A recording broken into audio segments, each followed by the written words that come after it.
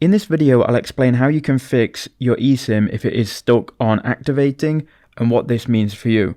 Now, I'm going to make an assumption here that you downloaded and installed an eSIM, but you aren't in the destination that you plan to travel to yet.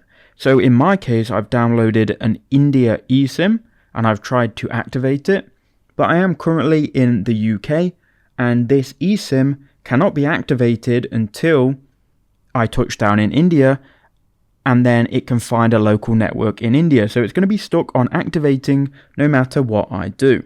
Now here's what I recommend you do. Once you go to your destination, you then need to go to settings. Once you're in settings, scroll down to mobile service. And then once you are on mobile service here, you can scroll down and find your eSIM. And then what you need to do once you are in your destination is turn on data roaming and change your mobile data here at the top from your primary SIM card. And you can change it over to your eSIM.